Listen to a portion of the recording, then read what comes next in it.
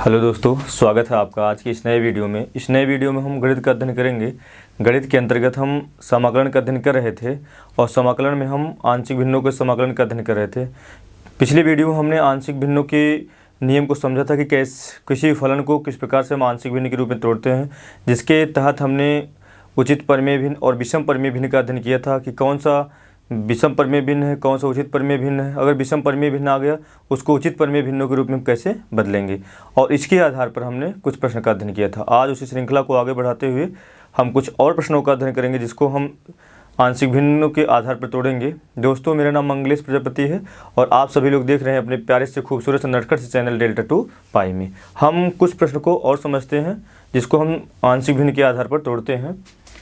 पहला क्वेश्चन दिया गया है, पहला है इंटीग्रेशन dx अपान 1 plus x plus x square plus x cube. इसके हम आंशिक भिन्न से तोड़ना, पहले इसका हम क्या करते हैं, गुणनखंड कर देते हैं। तो हो जाएगा dx, यहाँ से 1 प्लस एक्स है प्लस एक्स स्क्वायर कॉमन हो जाएगा, यहाँ से 1 प्लस एक्स बचेगा। यहाँ से हम 1 भी कॉमन ले सकते हैं, dx इस प्रकार से कर सकते हैं हम। हो जाएगा i इक्वल टू हो जाएगा dx, पूरे में कॉमन कितना है 1 प्लस एक्स, बचेगा 1 प्लस एक्स स्क्वायर dx। हम समीकरण 1 मान लेते हैं। लिखेंगे दिए गए फलन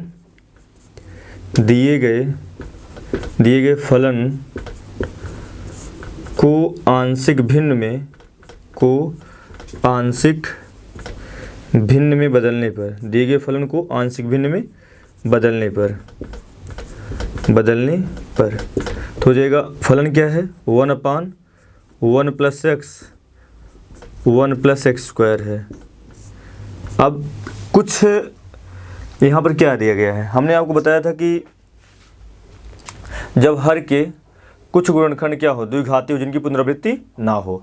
कुछ गुणनखंड द्विघाती होने का मतलब उसमें कुछ एक घाती भी हो सकते हैं और कुछ द्विघाती जिनकी पुनरावृत्ति ना हो। उसका समाकलन कैसे करेंगे, दिया गया है एक घाती है द्विघाती है, तो एक घाती वाले को हम लिखेंगे a upon x plus 1 plus, अब द्विघाती आ गए हैं तो bx प्लस c अपान हो जाएगा एक्स स्क्वायर प्लस 1।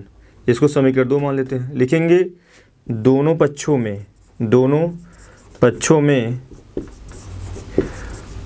जो हर में उसे हम क्या करते हैं, गुणा दोनों पक्षों में 1 प्लस एक्स और एक्स स्क्वायर प्लस 1 लिखिए, चाहे 1 प्लस एक्स स्क्वायर लिखिए, से गुणा करने पर तो क्या हो जाएगा, यहाँ से 1 आ जाएगा, इक्वल टू हो जाएगा a x square plus 1 plus b x plus c. अब जब इसमें गुणा करेंगे तो एक्स स्क्वायर प्लस 1 से कैंसिल हो जाएगा, बचेगा एक्स प्लस 1। तो यहाँ से हम मल्टीप्लाई कर देंगे एक्स स्क्वायर गुणांक को एक साथ, एक्स गुणांक को एक साथ, अचर पद को एक साथ, तो हो जाएगा a x square plus a plus हो जाएगा बी एक्स गुणा एक्स हम करेंगे, हो जाएगा b x square, b x गुणा 1 में होगा तो बी एक्स हो जाएगा, सी गुणा एक्स में होगा तो सी एक्स हो जाएगा प्लस सी हो जाएगा। एक्स स्क्वायर गुणांक को एक साथ करेंगे हम, 1 इक्वल टू हो जाएगा यहाँ से a प्लस बी हो जाएगा x square, x square b x square, x square common लेंगे प्लस बी एक्स स्क्वायर हो जाएगा प्लस एक्स गुणांक को एक साथ बी एक्स सी एक्स हो जाएगा, क्या यहाँ से बी प्लस सी एक्स हो जाएगा प्लस अचर पद ए प्लस सी, यहाँ से लिख सकते हैं। हम यहाँ पर लिखेंगे 0 एक्स स्क्वायर प्लस 0 एक्स और प्लस क्या लिख सकते हैं 1। हम एक्स स्क्वायर एक्स और अचर पदों के रूप में बना लिखेंगे एक्स स्क्वायर एक्स तथा अचर पदों की तुलना करने पर क्या हो जाएगा, एक्स स्क्वायर गुणांक ए प्लस बी है तो एक्स स्क्वायर गुणांक 0 है, तो यहाँ से लिखेंगे हम क्या ए प्लस बी बराबर 0, इम्प्लाइज क्या हो जाएगा ए बराबर माइनस बी। एक्स गुणांक 0 है तो यहाँ से क्या हो जाएगा बी प्लस सी बराबर 0, इम्प्लाइज हो जाएगा बी बराबर माइनस सी। और अचर पद ए प्लस सी है, यहाँ पर 1 है तो लिखेंगे ए प्लस सी बराबर क्या हो जाएगा 1। तो यहाँ पर देखेंगे ए का मान माइनस बी है, ए का मान माइनस बी, तो यहाँ माइनस बी प्लस सी बराबर 1 रख देंगे। और b का मान माइनस सी है तो माइनस बी का मान माइनस सी प्लस सी बराबर 1 हो जाएगा। तो हो जाएगा c प्लस सी बराबर 1 हो जाएगा। तो 2c बराबर हो जाएगा 1, तो c बराबर हो जाएगा 1/2। c का मान यहाँ से कितना आ गया 1/2। जब c का मान 1/2 हो गया तो यहाँ पर क्या दिया गया है, जब c का मान 1/2 तो b का मान देखेंगे, यहाँ पर c वगैरह रखेंगे तो -1/2 हो जाएगा।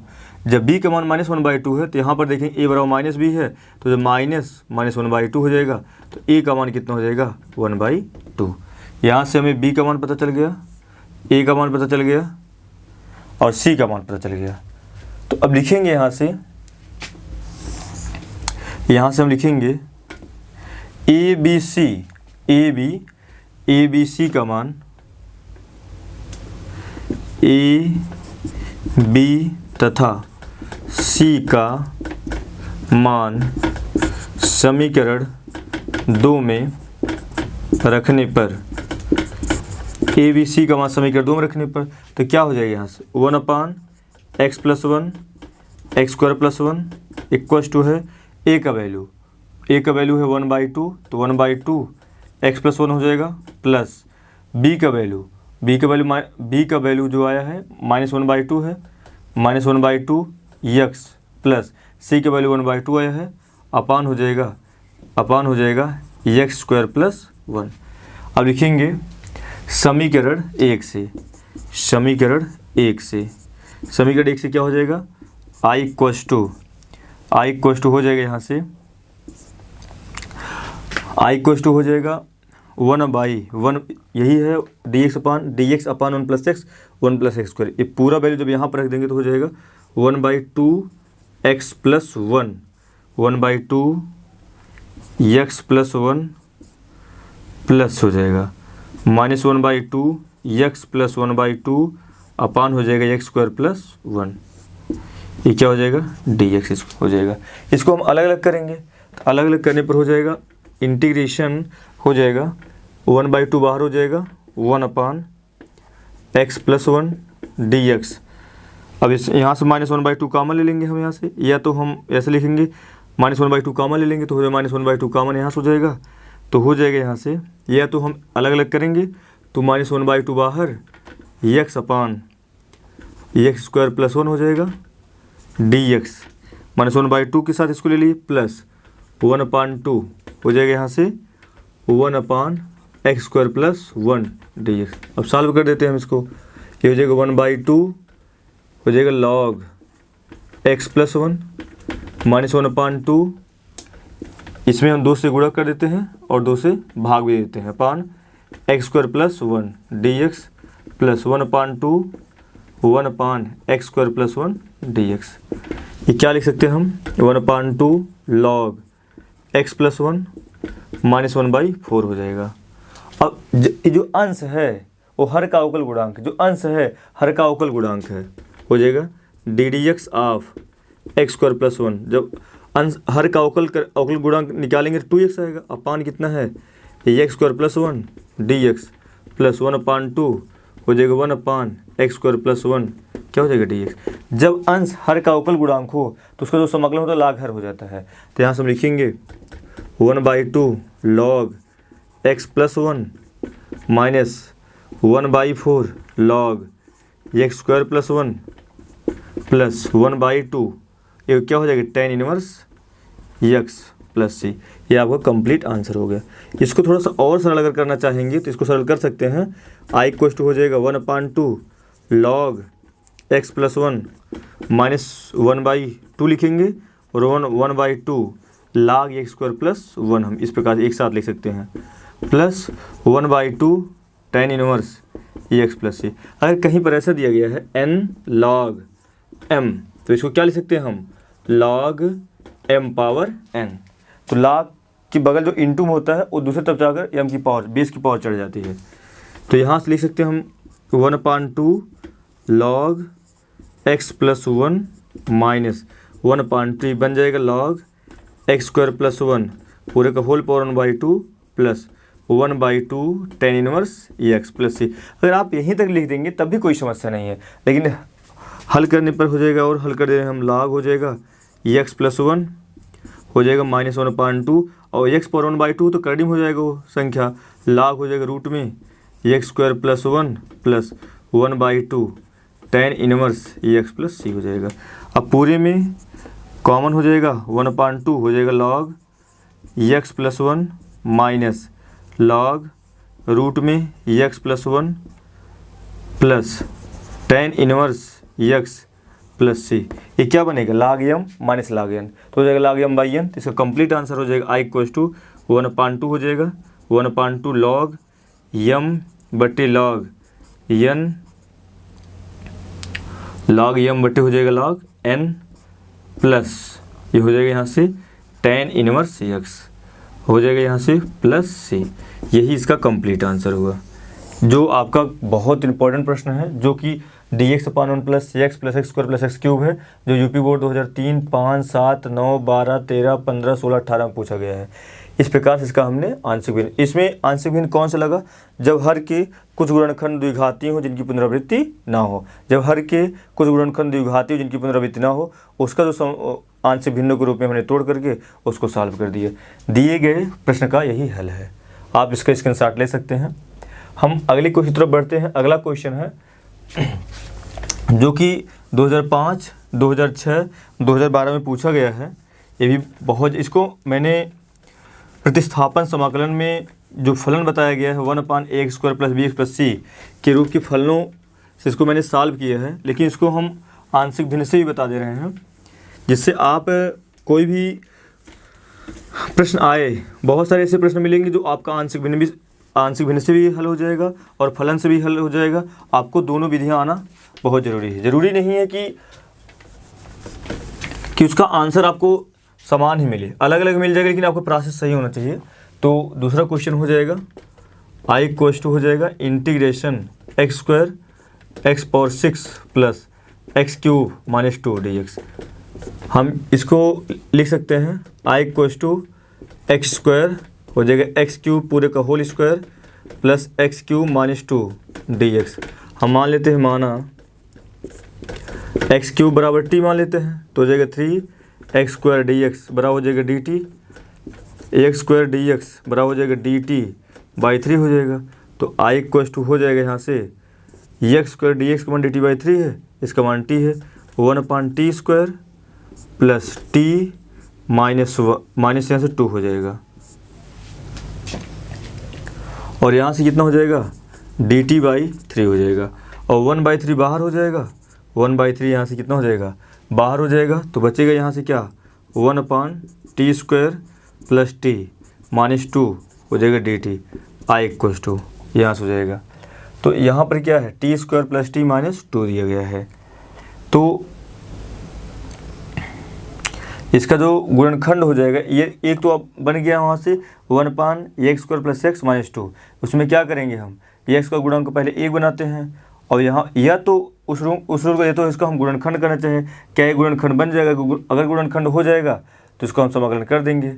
तो यहाँ से हम लिख सकते हैं इसको, अगर यहाँ पर टी स्क्वायर प्लस लिखते हैं T square plus T minus 2, तो इसको लिख सकते हैं हम यहाँ से टी स्क्वायर हो जाएगा, ये हो जाएगा माइनस 2t हो जाएगा, प्लस 2t हो जाएगा, और माइनस t माइनस 2 हो जाएगा। अब हम यहाँ से t कॉमन ले लेंगे, t प्लस 2 हो जाएगा, और माइनस कॉमन लेंगे t प्लस 2 हो जाएगा, ये 1 कॉमन ले तो हो जाएगा t माइनस 1 और t प्लस 2 हो जाएगा। तो इस प्रकार से इसका गुणनखंड हो जाएगा। तो इसका गुणनखंड लिखेंगे, दिए गए फलन दिए, इसको पहले गुणनखंड कर ही लेते हैं। i इक्वल्स टू हो जाएगा 1/3 1/t square plus 2t minus 2 dt। यहाँ से हम इसको लिख सकते हैं, i इक्वल्स टू हो जाएगा 1/3 1/t कॉमन हो जाएगा, t प्लस 2 हो जाएगा, माइनस 1 कॉमन हो जाएगा, t प्लस 2 हो जाएगा। ये क्या हो जाएगा dt इक्वल्स टू, यहाँ पर हम लिखेंगे हम i इक्वल्स टू 1/3, तो हो जाएगा t प्लस 2 पूरे में कॉमन है, 1/, हो जाएगा 1/t प्लस 2 पूरे में कॉमन है, और बचे क्या t माइनस 1 हो जाएगा dt। अब दिए गए फलन को हम क्या करते हैं, आंशिक भिन्न के रूप में बदलते हैं। दिए गए फलन को हम आंशिक भिन्न के रूप में लिखेंगे, दिए गए दिए गए फलन को आंशिक भिन्न के रूप में बदलने पर, आंशिक भिन्न के रूप में बदलने पर तो क्या हो जाएगा यहाँ से, आई कोस्ट हो जाएगा यहाँ से 1/t + 2t - 1 इक्वल टू हो जाएगा a/t + 2 + b/ हो जाएगा यहाँ से। इसको हम समीकरण 1 मान लेते हैं। हो जाएगा यहाँ से t - 1 समीकरण। ये क्या है, जब हर के सभी गुणनखंड एक घाती हो, जब हर के सभी गुणनखंड एक घाती होते हैं जिनकी पुनरावृत्ति ना हो, तो उसको हम अलग अलग गुणनखंड से a/, अगर यहाँ पर कितना दिया है t + 2 t - 1 तो a/t + 2 b/t - 1। इसको सॉल्व करने के लिए मैंने 2 विधियों को बताया था। यहाँ पर ये तो आप यूनिक मेथड का यूज़ कर लें या तो आप गुणा करके निकालें, मैंने पिछली वीडियो में उसको बता दिया, दोनों विधियों को बता दिया। लेकिन जब भी आपके हर के सभी गुणनखंड एक घाती हो तो आप वही जो हमने अद्वितीय विधि बताया कि जिस प्रकार से किया जाता है उसी प्रकार से आपको करना है। तो यहाँ पर क्या लिखेंगे, दोनों पक्षों में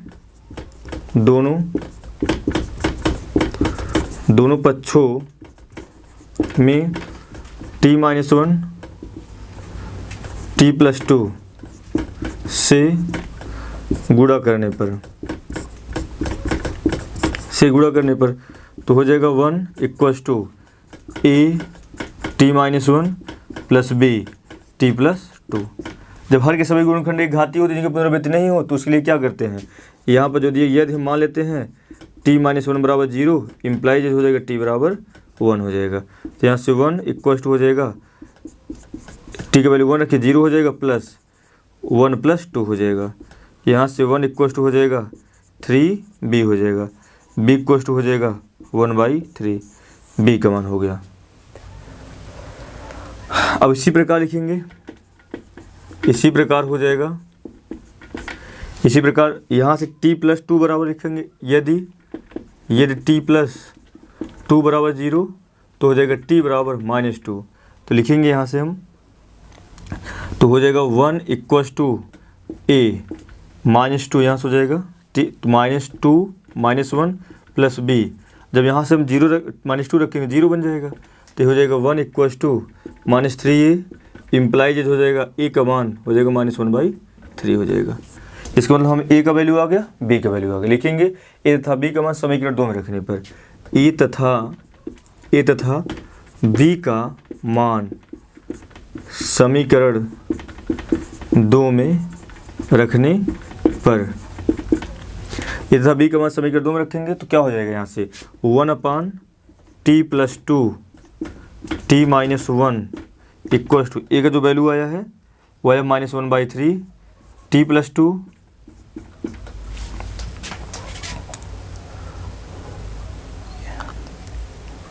और b का जो वैल्यू आया है, b का वैल्यू 1/3 है, 1/3 हो जाएगा t - 1 हो जाएगा। लिखेंगे समीकरण 1 से, समीकरण 1 में 1/t + 2 t - 1 है, यहीं पर लाकर हम रख दे रहे हैं। तो हो जाएगा कितना, i = हो जाएगा 1/3। यहाँ से लिखेंगे हम इंटीग्रेशन -1/3 t + 2 dt अलग अलग कर दे रहे हैं प्लस 1/3 इंटीग्रेशन 1/t - 1 हो जाएगा dt। पूरे में कॉमन ले रहे हैं हम, तो हो जाएगा i = हो जाएगा यहाँ से 1/3 कॉमन भी हो जाएगा, बाहर निकाल दे रहे हैं। तो हो जाएगा -1/t + 2 यहाँ से प्लस इंटीग्रेशन हो जाए dt हो जाएगा और 1/t - 1 dt हो जाएगा। बस सॉल्व भी करना है, ये हो जाएगा 1/9। यहाँ से हम लिखेंगे i = हो जाएगा 1/9। ये क्या बना, -1/t + 2 तो 1/, इसका log x होता है, तो -1/t + 2 क्या हो जाएगा, -log t + 2। और यहाँ पर 1/x का log x तो हो जाएगा 1/, हो जाएगा log t - 1 हो जाएगा प्लस c। इसको हम i = हो जाएगा 1/9 हो जाएगा, log हो जाएगा t - 1 हम पहले लिख देते हैं और -log t + 2 हम बाद में कर देते हैं, प्लस c हो जाएगा। क्या बनेगा, log m - log n। तो हो जाएगा i = हो जाएगा 1/9 हो जाएगा log m बटे log n प्लस c हो जाएगा। i = हो जाएगा 1/9 log जो t का वैल्यू है टी की वैल्यू कितना है, टी की वैल्यू एक्स क्यूब है, तो यहाँ पर हम लिखेंगे एक्स क्यूब -1 बटे एक्स क्यूब प्लस 2 प्लस सी। यही इस प्रश्न का कंप्लीट है। इसको मैंने पिछले वीडियो में यहाँ से हमने चेंज कर दिए थे। क्या चेंज किया था कि यदि कोई भी फलन 1/x² plus bx plus c के रूप का हो तो उसमें क्या करते हैं, वो फलन का नियम लगा दिए थे। यहाँ पर हम क्या पढ़ रहे हैं, आंशिक भिन्न, इसको मैं आंशिक भिन्न से भी बता दिया। आपको हर एक विधि आना चाहिए। मैथमेटिक्स पढ़ने का मतलब ये नहीं कि आपके अंदर एक ही फलन दिया गया है तो उसको फलन से आप लगाए, फलन से ही लगाएं। ये आंशिक भिन्न से भी लगाइए, फलन से भी लगाइए। जरूरी थोड़ी नहीं आंसर मैच करें, नहीं मैच करे तो कोई बात नहीं, लेकिन आपका जो प्रोसेस होना चाहिए वो सही होना चाहिए। गणित यही कहता है कि आपके अंदर रटने के गुण विद्यमान ना हो, आपके अंदर समझने के गुण विद्यमान हो, आपके अंदर विश्लेषण करने की गुण विद्यमान हो। यही विश्लेषण करना ही एक आपका शिक्षा है। शिक्षा इसी वजह से ज़रूरी है। अगर मतलब कि आप शिक्षा से केवल आप नॉलेज नहीं पा रहे हैं, अभी तो जब किसी चीज़ को विश्लेषण कर रहे हैं तो वो चीज़ें जब सामाजिक रूप से जा रही था, समाज के सामने किसी के सामने आप अपनी बातों को रखेंगे तो लगेगा कि हाँ आप शिक्षित है, क्योंकि आप अपने बातों को सबसे अलग तरीके से रखेंगे। शिक्षा आपको आपकी भाषा में आकर्षकता देती है, जिससे आपकी बातों को कुछ लोग सुनने का प्रयास करें, आपकी भाषा में मिठास आता है। ये सब चीज़ें होती है। एक कब आता है, जब आप फिजिक्स, केमिस्ट्री, मैथमेटिक्स को आप विश्लेषण करके आप अच्छे तरीके से पढ़ते। किसी क्वेश्चन देखने के बाद आपके माइंड में ऐसा विचार आ जाता है कि हम इस प्रकार से क्वेश्चन को लगा पाएँ। ये क्या होता है, ये तब संभव होता है जब आप किसी क्वेश्चन को विश्लेषण करेंगे, पहले इसको समझेंगे।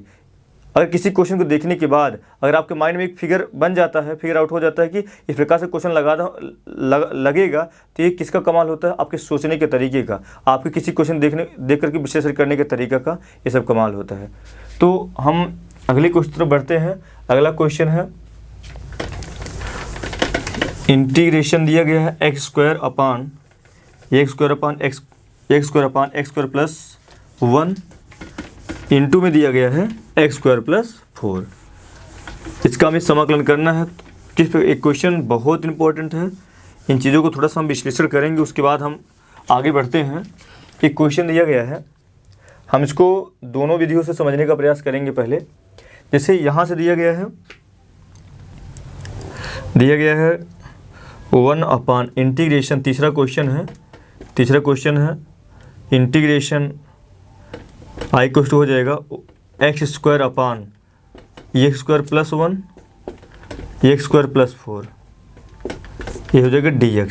इसको हम पहले फर्स्ट मेथड, आप दोनों विधियों से लगा सकते हैं। आपको जितने प्रोसेस संभव है कोई भी क्वेश्चन लगाने का, हम हर एक प्रोसेस को, हर एक मेथड को बता देते हैं। तो लिखेंगे दिए गए फलन, पहला विधि दिए गए फलन को आंशिक भिन्न में बदलने पर दिए गए फलन को आंशिक भिन्न में बदलने पर तो क्या हो जाएगा, फलन हो जाएगा x² प्लस 1 और हो जाएगा x² प्लस 4। इसको देखने के बाद क्या पता चल रहा है, जब हर के सभी गुणनखंड द्विघाती हों, यहाँ पर क्या आ गया, यहाँ पर कुछ गुणनखंड नहीं आया, यहाँ पर सभी गुणनखंड आ गया। जब हर के सभी गुणनखंड द्विघाती हों जिनमें किसी गुणनखंडों की पुनरावृत्ति ना हो, तो उसके लिए क्या करते हैं, हम निम्न रूपों में, जो कि मैंने पिछली वीडियो में बताया किस प्रकार से उसको करना है, उसी के आधार पर हम कर देते हैं। कैसे है, जब हर के सभी गुणनखंड द्विघाती जिसकी पुनरावृत्ति ना हो, तो क्या हो जाएगा ax प्लस b अपान हो जाएगा x² plus 1 plus cx plus d अपान हो जाएगा x² प्लस 4। हम समीकरण इसको 2 मानते हैं, इसको समीकरण 1 मान लेंगे। तो लिखेंगे हम दोनों पक्षों में हो जाएगा x² प्लस 1 x² प्लस 4 से गुणा करने पर क्या हो जाएगा, यहाँ से कैंसिल हो जाएगा, x² बराबर क्या बचेगा, हो जाएगा जब गुणा करेंगे तो x² प्लस 1 से कैंसिल हो जाएगा, आएगा कितना ax प्लस b और हो जाएगा x² प्लस 4। जब इसमें गुणा करेंगे तो x² प्लस 4 से कैंसिल, तो बचेगा कितना cx प्लस d हो जाएगा x² प्लस 1। अब यहाँ से गुणा करके हम x² x³ x² x तक अचर पद को अलग अलग करेंगे। तो यहाँ पर हम लिख सकते हैं 0 x³ x² plus 0 x plus 0। हम x³ x² x अचर पद तो बना दिए, तो यहाँ पर हम गुणा करेंगे, हो जाएगा। चलो अभी ऐसे रहने देते हैं, देखते पहले किस रूप में बन रहा है, कितने गुणांकों तक जा रहा है। तो x² बराबर ax गुणा x² में करेंगे ax³ हो जाएगा, ax गुणा 4 में करेंगे 4a x आ जाएगा, b गुणा एक्स में करेंगे बी एक्स स्क्वायर हो जाएगा, प्लस क्या हो जाएगा 4b हो जाएगा, प्लस सी एक्स क्यूब हो जाएगा, plus c x plus d x square हो जाएगा, प्लस डी हो जाएगा। यहाँ से एक्स स्क्वायर करेंगे, एक्स स्क्वायर बराबर हो जाए ए एक्स क्यूब और हो जाएगा सी एक्स क्यूब, तो क्या लिखेंगे हम a plus c x cube plus b x square यहाँ पर सी एक्स और डी एक्स स्क्वायर यहाँ पर क्या हो जाएगा बी प्लस डी हो जाएगा एक्स स्क्वायर और यहाँ से हो जाएगा 4ax प्लस सी एक्स, क्या लिखेंगे यहाँ से 4a प्लस हो जाएगा c इंटू में एक्स। अब अचर पद 4b है प्लस d है, हो जाएगा 4b प्लस d, तो एक्स क्यूब तक गया है, तो हम इसको क्या लिखेंगे यहाँ से लिख सकते हैं हम 0x cube plus x square plus 0x plus 0, इस प्रकार लिख सकते हैं हम।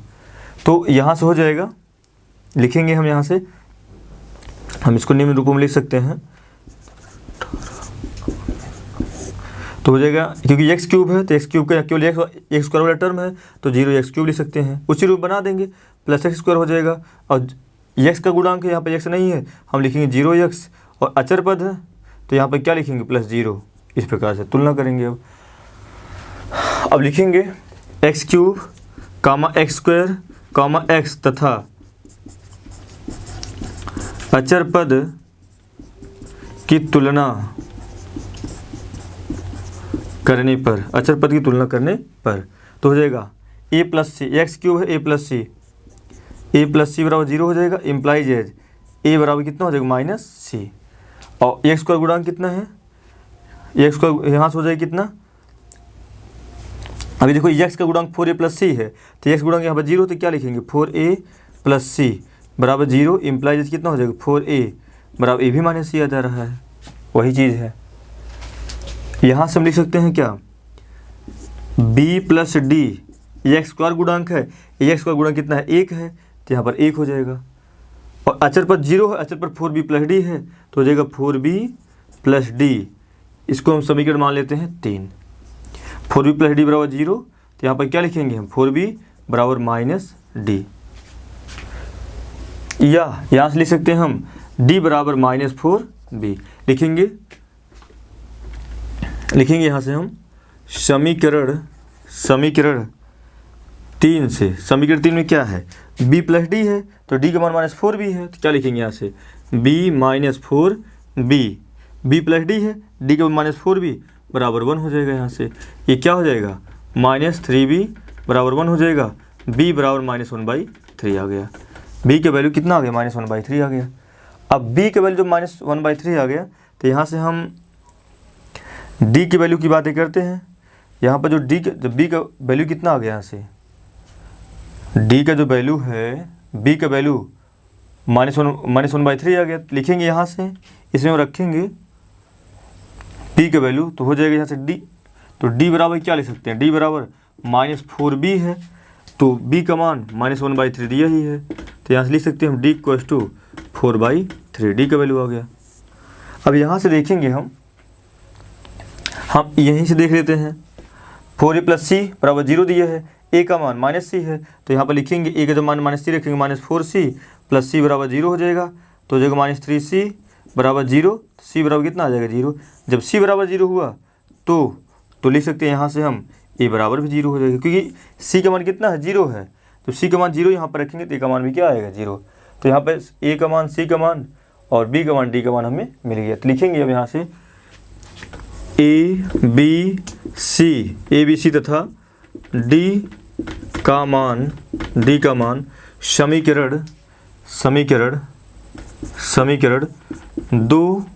समीकरण दो में रखने पर, क्या लिखे a b c तथा d का मान समीकरण 2 में रखने पर, तो यहाँ पर रखेंगे हम, हो जाएगा एक्स स्क्वायर, यहाँ से हो जाएगा x square plus 1 x square plus 4 equals to हो जाएगा यहाँ से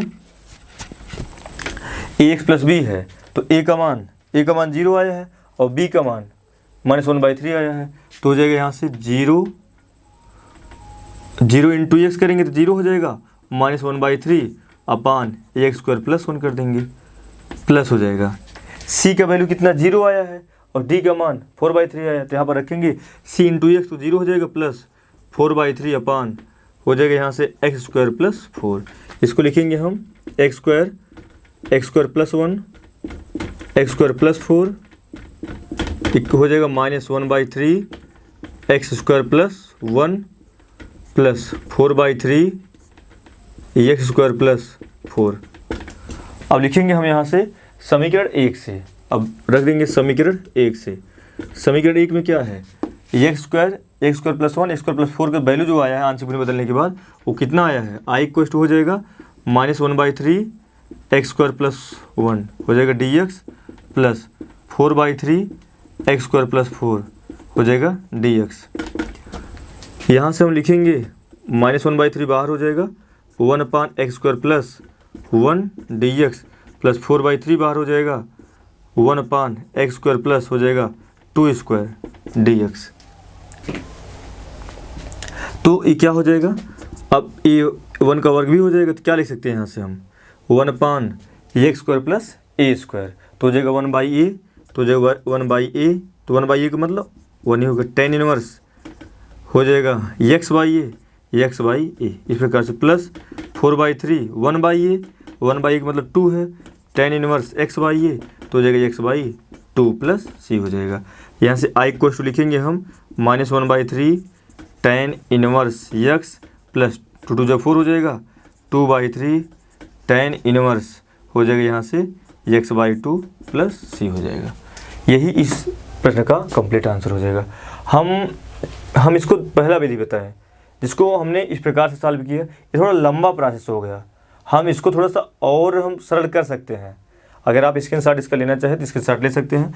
ये दिए गए ये जो आंशिक भिन्न था, किस रूप का आंशिक भिन्न था, जब हर के सभी गुणनखंड द्विघाती जिनकी पुनरावृत्ति ना हो, उसको मैंने सबसे पहले क्या किया, उसी रूप में तोड़ दिया, ax प्लस बी अपन x square plus 1 cx plus d अपन एक्स स्क्वायर प्लस 4 के रूप में तोड़ने के बाद मैंने जो प्रक्रिया हर एक क्वेश्चन में किए हैं वही प्रक्रिया करने के बाद आगे सॉल्व कर आगे क्या किया, a b c तथा d का मान निकाल कर उसमें रखने के बाद समीकरण 1 में रखकर मैंने क्या कर दिया, समाकलन कर दिया। यही पूरी प्रक्रिया केवल आप पहले लेक्चर को आप अच्छे से देखिए, क्या आंशिक भिन्न के पहले लेक्चर को आप अच्छे से देखिए, उसके जितने लेक्चर हैं आपको आप आसानी से कर पाएंगे। जब आप कॉन्सेप्ट को सही तरीके से पकड़ लेते हैं, जब कोई भी चैप्टर शुरू हो, शुरुआती में आप उन चीज़ों को जो पहले लेक्चर उसको अच्छे से पकड़, क्योंकि उसी में कॉन्सेप्ट बताया जाता है, उसको बेसिक बताया जाता है, उसके बाद तो उसी के आधार पर हम चलते रहते हैं।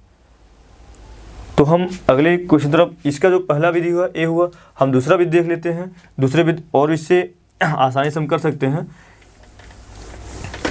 सेकेंड मेथड में हम क्या करते हैं, एक्स दिए गए फलन में हम फलन क्या है आपका x square upon x square plus 1 x square plus 4 है।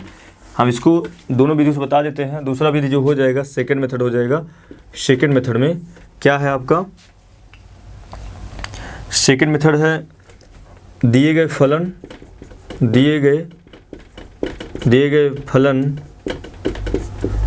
में एक्स स्क्वायर बराबर यम मान लेने पर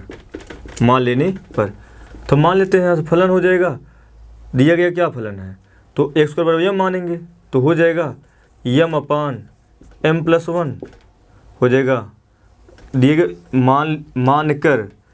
मानकर आंशिक भिन्न में बदलने पर, आंशिक भिन्न में बदलने पर बहुत आसान हो जाएगा।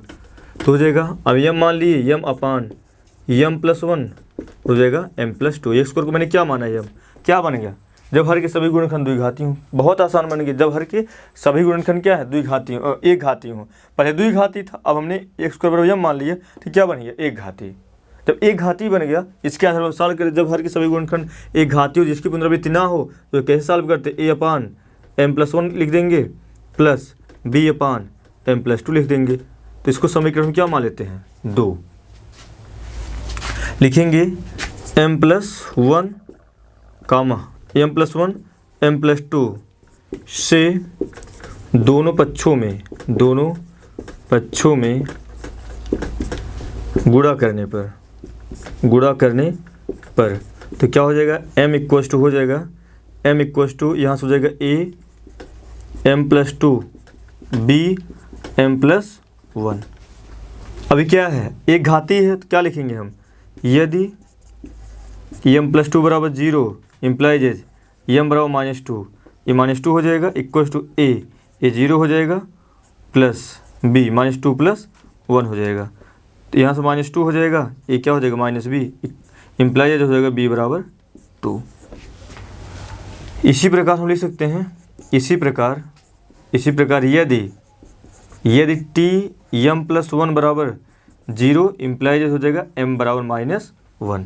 तो m बराबर जब -1 आ जाएगा तो यहाँ पर क्या लिखेंगे, -1 इक्वल टू a -1 प्लस 2 और b -1 प्लस 1 बराबर 0 हो जाएगा, अर्थात हो जाएगा b इंटू में 0 हो जाएगा।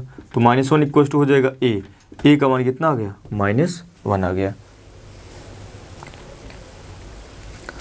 अब हम यहाँ पर लिखेंगे a तथा b का मान समीकरण, a तथा b का मान समीकरण 2 में रखने पर a तथा b का मान, यहाँ पर x² प्लस 4 है तो यहाँ पर मैंने क्या किया है, यहाँ पर 4 होगा और यहाँ पर 4 हो जाएगा और यहाँ से 4 हो जाएगा और यहाँ पर 1 सही है।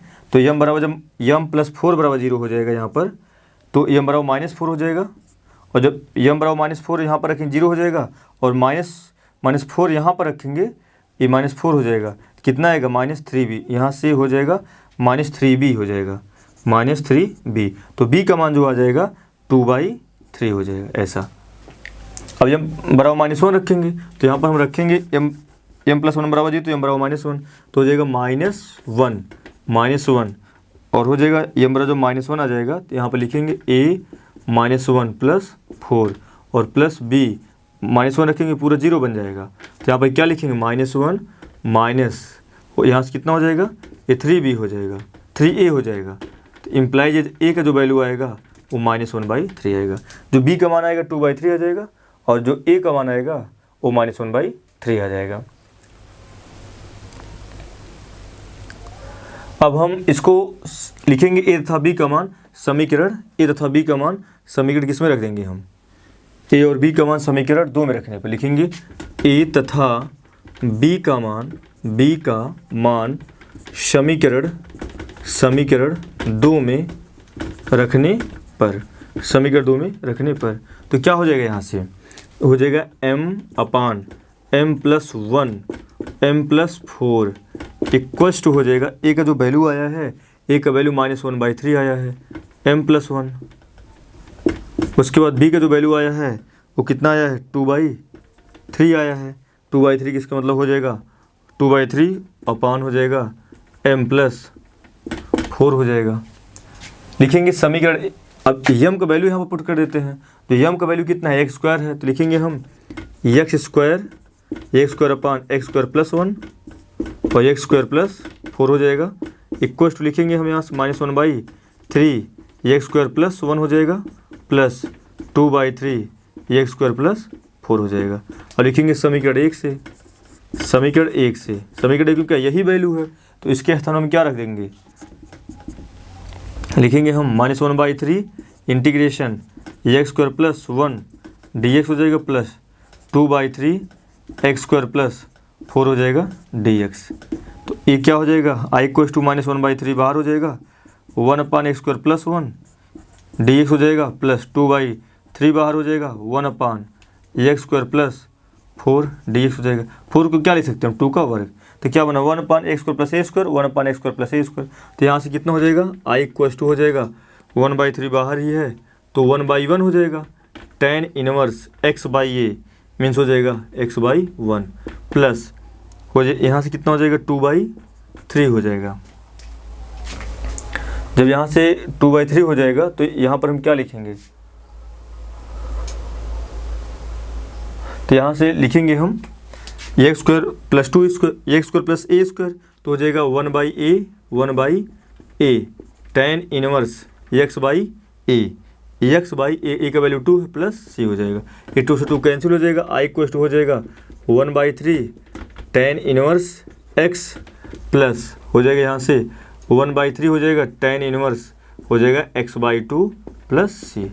यहाँ से आप यही आपका कंप्लीट आंसर हो जाएगा। ज़्यादा इसमें करेंगे तो 1/3 आप कॉमन ले लेंगे। उसके बाद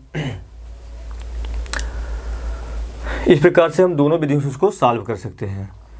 दोनों विधियों से चाहे कोई भी फलन दिया गया, अगर इस प्रकार से दिया गया, अगर हमने द्विघाती रूप में दिया तब लग पाएगा जब हर के जो गुणनखंड हैं वो अंश का गुणनखंड, अंश और हर के गुणनखंड, अगर केवल अंश में एक वेरिएबल है, x² है, y² है, m² है, और नीचे जितने गुणनखंड है उसकी घात, दोनों की घातें बराबर हो पाएंगी, तब हम इस प्रकार से कर सकते हैं। अन्यथा की स्थितियों में आपको वही रूल चलना पड़ेगा, वही रूल लगाना पड़ेगा जब हर के सभी गुणनखंड द्विघाती हो जिनकी पुनरावृत्ति ना हो, वही प्रक्रिया के तहत आपको करना पड़ेगा। और वही प्रक्रिया सही भी है, और जिससे गलत होने की संभावना है बिल्कुल, ये भी सही वो भी सही है। इससे क्या हो जाएगा, थोड़ा सा आसान हो जाएगा और उससे कैलकुलेशन से बच जाएंगे, और उससे क्या करना पड़ेगा, कैलकुलेशन आपको करना पड़ेगा। हम अगले क्वेश्चन तरफ बढ़ते हैं। अगला क्वेश्चन है 1/log x - 1 log x + 1 dx/x। ये क्वेश्चन आपका 2018 और 2019 में बोर्ड में पूछा गया है। 2018 और 2019 में बोर्ड परीक्षा में पूछा गया क्वेश्चन है, जो कि बहुत इंपॉर्टेंट क्वेश्चन है। अब जब हम आंशिक भिन्न पढ़ रहे हैं तो ये ज़रूरी नहीं है कि केवल हम आंशिक भिन्न के ही रूप में पढ़ें। अगर हम आंशिक भिन्न पढ़ रहे हैं तो इसका मतलब ये है कि उसमें आंशिक भिन्न जब भी हम पढ़ रहे हैं तो इसका मतलब क्या है, उसमें कोई भी फलन आ सकता है। 1/ax² + bx + c के रूप का फलन आ सकता है। px + q/ax² + bx + c का फलन आ सकता है। 1/√में ax² + bx + c आ सकता है। px + q/√में ax² + bx + c आ सकता है। 1/a + b cos थीटा आ सकता है। मतलब जितने फलन पढ़ा है कोई भी फलन आ सकता है, और साथ ही साथ प्रतिस्थापन समाकलन भी आ सकता है। इसलिए आपको जितने पीछे पढ़ाएंगे सब कुछ आना चाहिए, जिससे जैसे जैसे हम आगे बढ़ते जाएंगे पूरे समाकलन के रूल इसमें लगते चले जाएंगे। तो हम यहाँ से, इसलिए ज़रूरी है कि आप फार्मूले को रिवाइज करते रहें, और जितने आप एक वीडियो को एक बार नहीं कई बार देखेंगे, इससे आपके अंदर, जो वीडियो को देखने से आपके अंदर आपका आत्मविश्वास बढ़ेगा, जिससे आपको क्वेश्चन लगाने के तरीके पता होते रहेंगे, जिसके आधार पर आप जो क्वेश्चन लगा रहे हैं उसके अलावा भी अगर आप क्वेश्चन लगाएंगे तो बेहतर तरीके से समझ में आपको आएगा, और उसके अलावा क्वेश्चन आप बहुत सुलभतापूर्वक लगा भी पाएंगे। लेकिन जब आप वीडियो को अच्छे से देखेंगे, जिससे आपका कॉन्सेप्ट अच्छे से बिल्डअप होगा। हम यहाँ से देखते हैं, i हो जाएगा 1/log, ये चौथा क्वेश्चन है, log x - 1 इंटू में log हो जाएगा x + 1 हो जाएगा dx/x। हम इसको यहाँ पर x है 1/x के रूप में, तो हम मान लेते हैं, माना log x बराबर t हो जाएगा, तो इसका अवकलन हो जाएगा 1/x dx = dt हो जाएगा। तो क्या लिखा गया, इसको हम ऐसे भी लिख सकते हैं 1/x dx/dt, तो 1/x dx/dt हो जाएगा। तो लिखेंगे i = 1/t - 1 t + 1, यह हो जाएगा 1/x dx/1 कितना हो जाएगा dt। अब जब हर के सभी गुणनखंड एक घाते जिनकी पुनरावृत्ति ना हो, इसको समीकरण मान लेते, लिखेंगे दिए गए फलन को आंशिक भिन्न में बदलने पर, दिए गए फलन को आंशिक भिन्न में बदलने पर, तो क्या हो जाएगा 1/t - 1 t + 1 इक्वल टू कितना हो जाएगा यहाँ से a/t - 1 + b/t + 1। ये समीकरण क्या बन जाएगा 2। जब एक रूल तब लगता है जब हर के सभी गुणनखंड क्या आंशिक भिन्न में हो, और जब हर के सभी गुणनखंड क्या हो, एक घातीय हो। तो क्या लिखेंगे, दोनों पक्षों में t - 1 t + 1 से गुणा करने पर तो हो जाएगा 1 इक्वल टू हो जाएगा a t + 1 + b, t + 1 है तो यहाँ कट जाएगा t - 1 आ जाएगा। तो लिखेंगे हम यहाँ से, यदि t + 1 = 0 इम्प्लाई जैसे कितना हो जाएगा t = -1, t = -1 यहाँ पर रखेंगे 0 बन जाएगा, और यहाँ पर -2 बनेगा, तो 1 इक्वल टू हो जाएगा -2b, इम्प्लाई हो जाएगा b = -1/2। इसी प्रकार हो जाएगा, यदि t बराबर, इसी प्रकार यदि हो जाएगा t - 1 = 0 इम्प्लाई t = 1, जब t = 1 यहाँ पर रखेंगे तो 0 बन जाएगा, तो यहाँ से हो जाएगा 1 equal to 2a imply a बराबर हो जाएगा 1/2। a का मान 1/2 आ गया, b का मान -1/2 लिखेंगे। a तथा b का मान समीकरण 2 में रखने पर a तथा ए तथा बी का मान समीकरण 2 में रखने पर, तो यहाँ से हो जाएगा समीकरण 2 में रखने पर तो हो जाएगा 1/, ये t-1 है और t+1 है, तो a का जो वैल्यू है 1/2 आया है, तो यहाँ पे लिखेंगे 1/2 t-1 प्लस b का जो वैल्यू आया है -1/2 है, तो हो जाएगा यहाँ से -1/2 हो जाएगा t+1। लिखेंगे समीकरण 1 से, समीकरण 1 से हो जाएगा यहाँ से, समीकरण 1 से इसको हम लिखेंगे, या हम यहाँ से, चलो ठीक है, यहाँ से क्या हो जाएगा, समीकरण 1 से हो जाएगा, समीकरण 1 से लिखेंगे हम i हो जाएगा, अब इतना वैल्यू है, इसका वैल्यू कितना है 1/2 t-1 dt माइनस हो जाएगा 1/2 t+1 dt, इसको हम अलग अलग कर देते हैं, तो हो जाएगा i हो जाएगा 1/2 हो जाएगा 1/t-1 dt माइनस 1/2 हो जाएगा 1/t+1 हो जाएगा dt, तो हो जाएगा 1/2 log t-1 minus 1/2 log t+1 plus c, हो जाएगा 1/2 log t-1 minus log t+1 plus c। यहाँ से क्या हो जाएगा log m minus log n, तो क्या बन जाएगा log m/n, तो हो जाएगा 1/2 i log t-1 t+1 plus c, i हो जाएगा 1/2 log t के जो वैल्यू है वो log x है, log x -1 बटे log x +1 और हो जाएगा प्लस c। यही दिए गए प्रश्न का कंप्लीट आंसर है। तो इस प्रकार से जब भी, सबसे पहले क्या है आपका, जब भी आप कोई भी, आप चाहे समाकलन हो चाहे अवकलन हो चाहे गणित कोई भी पोर्शन पढ़ रहे हैं या कोई भी फिजिक्स केमिस्ट्री कोई भी टॉपिक अगर आप पढ़ रहे हो, तो सबसे पहले उसके कॉन्सेप्ट जो आपका बेसिक उसको समझ में, फार्मूले आपको अच्छे तरीके से आने चाहिए, उसके रूल आपके अच्छे तरीके से आने चाहिए। जब आपको रूल अच्छे तरीके से पता रहेगा, जैसे मैंने आंशिक भिन्न पढ़ाया, तो पिछला वीडियो आपको, जब आप ये वीडियो देख रहे हो इससे पहले आपको पिछला वीडियो आंशिक भिन्न का देखना अति आवश्यक है। अगर आप उसको नहीं देखेंगे तो ये वीडियो आपको समझ में नहीं आएगा। जब आपको समझ में नहीं आएगा तो आपको क्या फील होगा, आपको लगेगा कि हमें कुछ भी नहीं आ रहा है, आप ऊपर एक प्रेशर क्रिएट होगा कि हमें अब कुछ नहीं आ रहा। इसलिए ज़रूरी है कि आप जो भी कुछ भी देखिए आप एक सीक्वेंस से देखिए, जितने वीडियो डाले जा रहे हैं तो आप बीच बीच से देखेंगे तो आपको कॉन्सेप्ट नहीं क्लियर होगा। आप लगातार वीडियो देखेंगे, 1 बाय 1 देखें तो आपको बेहतर तरीके से समझ में आएगा। जब आप रेगुलर वीडियो देख रहे हैं जो और लगातार वीडियो देख रहे हैं तो आपके जो कॉन्सेप्ट हो रहे होंगे वो अच्छे भी हो रहे होंगे, और जब आप इसके अलावा क्वेश्चन लगा रहे होंगे बुक से वो भी अच्छे सॉल्व होंगे। लेकिन जब आप वीडियो को अच्छे तरीके से देखेंगे, जैसे कॉन्सेप्ट उसके नोट्स बनाएंगे, तो आपको अच्छे तरीके से आपका जो मैथमेटिक्स है वो पोर्शन आपका अच्छे से होने लगेगा, और आपको बोर्ड में जो मार्क्स आएंगे वो भी बेहतर आएंगे। लेकिन जब आप वीडियो को अच्छे तरीके से देखेंगे तभी, अन्यथा की स्थितियों में फिर आएंगे नहीं, क्योंकि मैथमेटिक्स का पेपर बहुत लेंदी पेपर आने वाला है और हम उन्हीं क्वेश्चनों को सॉल्व करवा रहे हैं जो कि आपको क्या है, केवल और केवल बोर्ड में पूछा गया है। बोर्ड में पूछे गए हम एक एक क्वेश्चनों को आसानी से और विथ कॉन्सेप्ट आपको और सरलतम रूप से बताने की कोशिश कर रहे हैं। हम अगले क्वेश्चन तरफ बढ़ते हैं। अगला क्वेश्चन दिया गया जो कि यूपी बोर्ड 2023 से पूछा, ये क्वेश्चन आपको 2018-2019 से पूछा गया है। अगला क्वेश्चन जो यूपी बोर्ड 2023 से पूछा गया है उसको हम देख लेते हैं। वो क्वेश्चन है x अपान x-1 into x-2 into x-3। x अपान है x-1 into x-2 into x-3 है। ये पाँचवां क्वेश्चन है, आज का लास्ट क्वेश्चन है। इंटीग्रेशन हो जाएगा i = x अपान हो जाएगा x-1 x-2 x-3, ये क्या हो जाएगा dx। सीधे क्लियर है। जब हर के सभी गुणनखंड कैसे हैं, एक घाती, जब हर के सभी गुणनखंड एक घाती हो, इनकी पुनरावृत्ति ना हो, तो उसका समाकलन हमें करना है। लिखेंगे दिए गए फलन, दिए गए, इसको समीकरण 1 मान लेते हैं, दिए गए फलन को आंशिक भिन्न में बदलने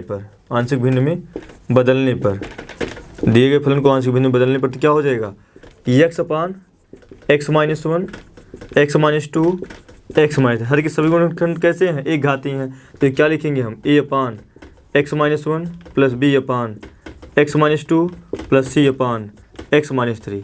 इस प्रकार से समीकरण इसको 2 मान लेते हैं। लिखेंगे दोनों पक्षों में दोनों पक्षों में क्या हो जाएगा, x-1, x-2, x-3 से गुणा करने पर तो क्या हो जाएगा यहाँ से x, ये क्या हो जाएगा, जब यहाँ से क्या हो जाएगा x-1 से हम गुणा कर दे रहे हैं तो क्या हो जाएगा, तो बचेगा क्या है यहाँ से x-2 और x-3 प्लस b है यहाँ से x-2, जब गुणा करें x-2 हट जाएगा तो बचेगा क्या, x-1, x-3, उसके बाद प्लस c, x-3 हट जाएगा तो बचेगा क्या, x-1 और x-2। इस प्रकार से अब क्या करेंगे, सभी गुणनखंड एक घाती हैं तो लिखेंगे यहाँ से यदि x-2 बराबर 0 तो इम्प्लाइज क्या हो जाएगा, x बराबर 2। अगर हम x बराबर 2 यहाँ पर रखेंगे 0 बने, ए भी 0 बन जाएगा। अगर x बराबर 2 यहाँ पर रखेंगे ए भी 0 बन जाएगा। तो बचे क्या, यही b वाला पोर्शन। x बराबर 2 रखेंगे, 2 यहाँ पर रखेंगे, 2 - 2 बराबर 0 तो इतना 0 हो जाएगा। यहाँ पर 2 रखेंगे, 2 - 2 बराबर 0 तो ए सी वाला पूरा गुणांक 0 हो जाएगा। बच्चे कितना, तो हो जाएगा b 2 - 1 हो जाएगा × में 2 - 3 हो जाएगा 2 = b, यहाँ पर 1 आएगा, यहाँ पर -1 आ जाएगा तो हो जाएगा b = हो जाएगा -2। इसी प्रकार लिखेंगे, इसी प्रकार हो जाएगा यदि x -3 बराबर 0 इम्प्लाइज x बराबर कितना हो जाएगा 3। जब x - 3 बराबर 0 है तो 3 जब यहाँ पर रखेंगे 3 - 3 बराबर 0 ये पूरा 0, यहाँ पर रखेंगे 3 - 3 बराबर 0 तो b वाला 0 बचेगा ये वाला। तो हो जाएगा 3 = c हो जाएगा 3 - 1 और 3 - 2 हो जाएगा 3 = 2 × 1 हो जाएगा c, तो 2 × 1 बराबर 2c हो जाएगा। इम्प्लाइज क्या लिखेंगे 3 बराबर 2c, तो यहाँ से क्या हो जाएगा c बराबर 3/2। यहाँ से कितना है, c का वैल्यू आ गया। तो यहाँ पर लिखेंगे इसी प्रकार क्या लिख देते हैं, यदि x - 1 बराबर 0 इम्प्लाइज x बराबर 1। जब x बराबर 1 रखेंगे तो 1 - 1 बराबर 0 ये पूरा हो जाएगा, 1 - 1 बराबर 0 ये भी पूरा हो जाएगा। तो ये बचेगा यहाँ से 1 = हो जाएगा 1 - 2 -1 आ जाएगा और 1 - 3 -2 आ जाएगा तो हो जाएगा -2 और -1 -2 हो जाएगा। यहाँ से कितना आ जाएगा 2a इम्प्लाइज हो जाएगा a बराबर 1/2, अर्थात a b c का मान आ गया।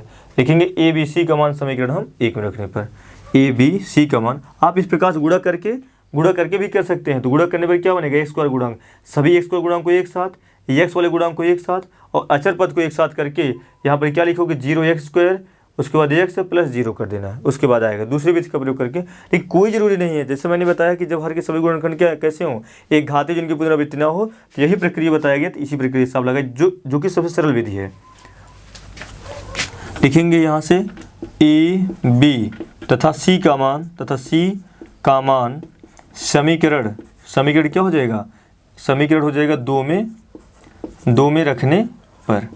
तो क्या हो जाएगा यहाँ से x/(x - 1) x - 2 x - 3 इक्वल क्या हो जाएगा यहाँ से a का वैल्यू कितना आया है 1/2, ये हो जाएगा 1/2 x - 1 प्लस b का वैल्यू -2 आया है, यहाँ से हो जाएगा -2 2/x - 2 प्लस c का जो वैल्यू आया 3/2 आया है, तो यहाँ से हो जाएगा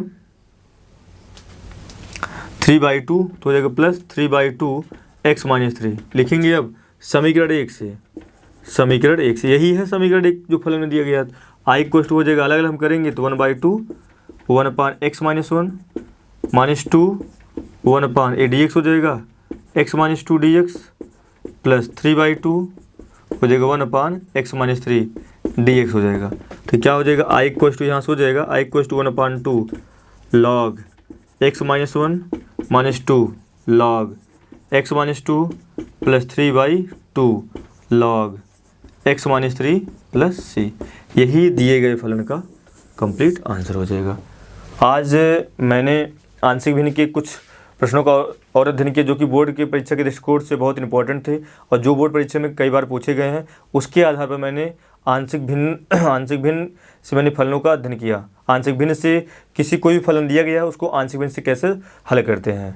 आपको जितने वीडियो बना रहे हैं सब बोर्ड परीक्षा के आधारित प्रश्न हैं, या जो बोर्ड परीक्षा में पूछे गए हैं, या जो बोर्ड परीक्षा में पूछे जाने की संभावना है। इसलिए आप और जो कुछ भी क्वेश्चन बता रहे हैं उससे पहले हम ऐसा नहीं केवल क्वेश्चन ही बता दे रहे हैं, उससे पहले हम उस पर आधारित जितने नियम है, जितनी थ्योरी है, उसको अच्छे तरीके से क्लियर करवा उसके आधार बता रहे हैं। आप सभी लोग वीडियो को पूरा अवश्य देखिए और शेयर अवश्य कीजिए।